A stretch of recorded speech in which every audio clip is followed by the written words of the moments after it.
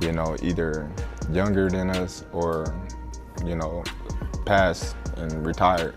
So why not, you know? I want to challenge myself. The best always looking to fight the best and challenge themselves, you know, and why not, you know, challenge. Terence Crawford can't beat him, right? This is a money grab for Terence Crawford.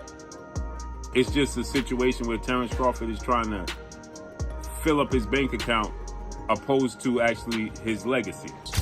In a shocking turn of events that has the boxing world buzzing, Terence Crawford has officially accepted Floyd Mayweather's fight challenge during a live interview.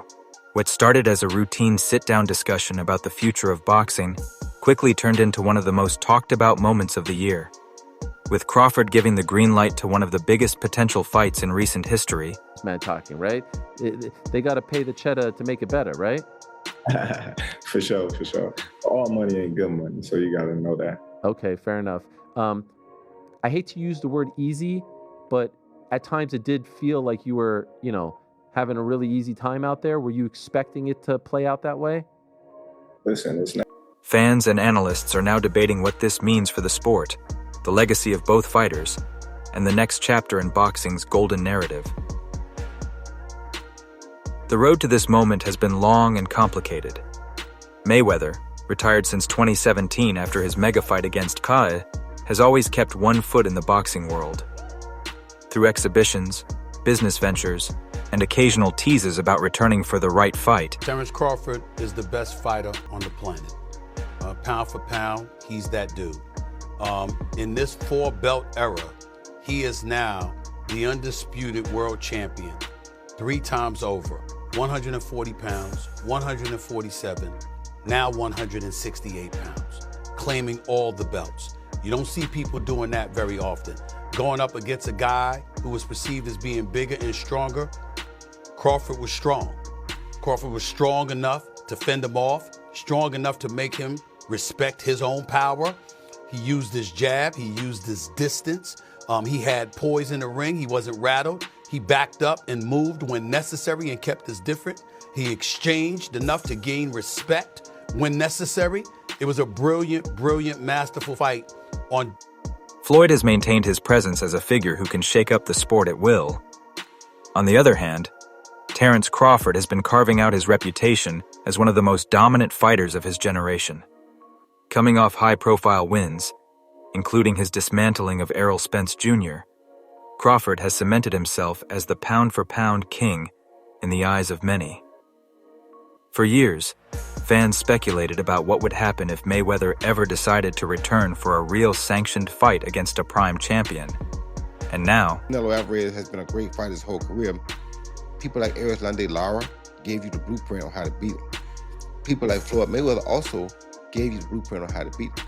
But Bud is more fierce, more fearsome and more angrier and more meaner than both of those guys. So you know if they showed you the blueprint, Bud gonna go out there and take that blueprint and do even more with it, which is what Bud did.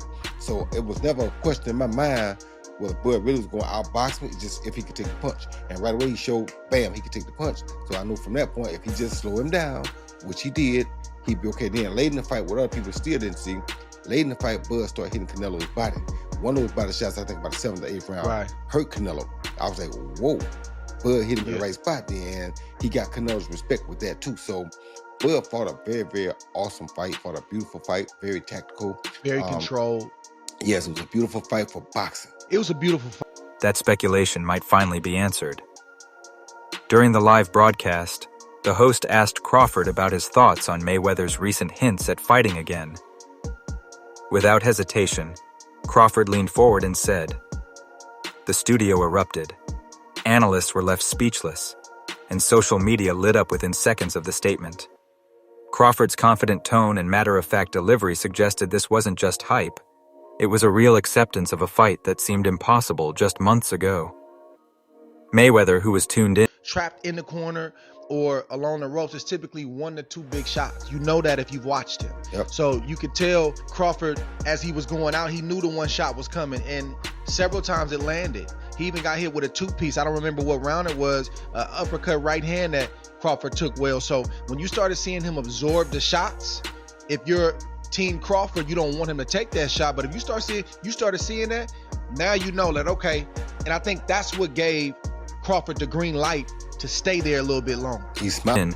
Responded almost immediately through a live call-in with his trademark swagger. Floyd said, "I told everybody, I don't do tune-ups. If I fight, it's the best of the best. Crawford wants it. I want it.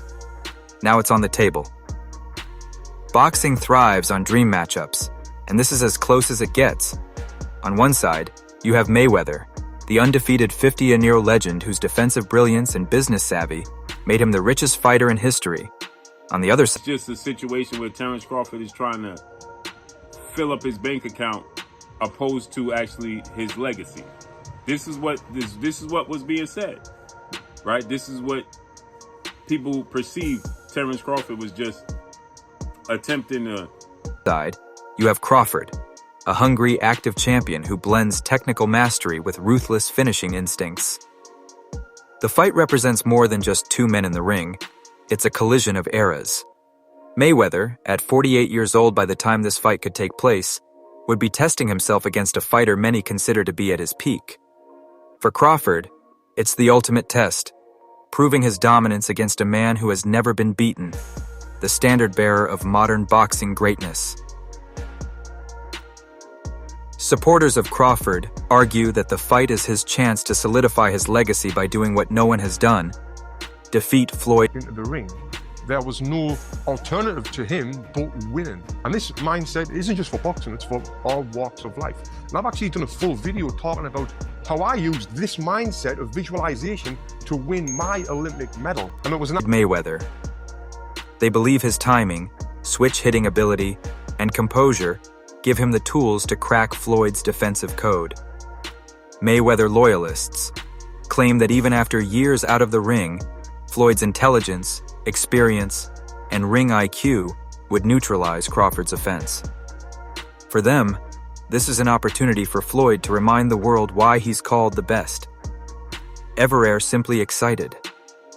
In an era where dream fights often fall apart due to negotiations, seeing both fighters openly accept the match. What he took on defeated another first ballot Hall of Famer, but he essentially jumped up 3 weight classes, technically 2, from 154 to 168, but only had one fight at 154 last August against Israel Majimov. Terence Crawford defeated Saul Canelo Alvarez, who is a 4-division champion, 2-time undisputed super middleweight, and the reigning, at the time, super middleweight world champion, undisputed world champion.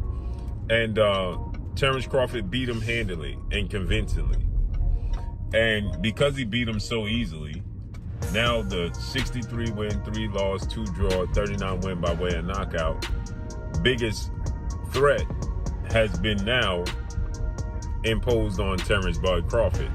And that's the Mexican-Ecuadorian monster, David Benavidez, who is a 2-division undefeated world champion, is the 2-time WBC super middleweight and reigning WBC light heavyweight, 175-pound champion. Up on live TV felt like a rare and refreshing moment of authenticity. There are hurdles to overcome before the fight becomes reality. Negotiations around weight class, purse split, and sanctioning body approval will be intense. Mayweather is known for controlling the business side of his fights, while Crawford has recently gained more independence in negotiations after leaving his longtime promotional ties. Another key question is Floyd's physical condition. At his age, can he realistically keep up with someone as sharp and active as Crawford? Critics argue that Floyd risks tarnishing his. Someone with not the most trained eye, that they know they saw a very high-level athlete perform something at a very high level last night. I think he gained the sports world's attention last night and respect. He already did after Spence, but it went to another level in this fight. And I think even the fight itself, like just from a median level, but then the moments where they were having these exchanges, like kind of late in the fight, then people were like, all right, it was good. Then like, okay, I saw somebody like, they're squabbling, like there's a fight here. So I think it did. And Crawford closed the About moments of the year. With Crawford giving the green light to one of the biggest potential fights in recent history, fans and analysts are now debating what this means for the sport, the legacy of both fighters, and the next chapter in boxing's golden narrative. The road to this moment has been long and complicated. Mayweather, retired since 2017 after his mega fight against Kai, has always kept one foot in the boxing world. Through exhibitions, business ventures, and occasional teases about returning for the right fight, Floyd has maintained his presence as a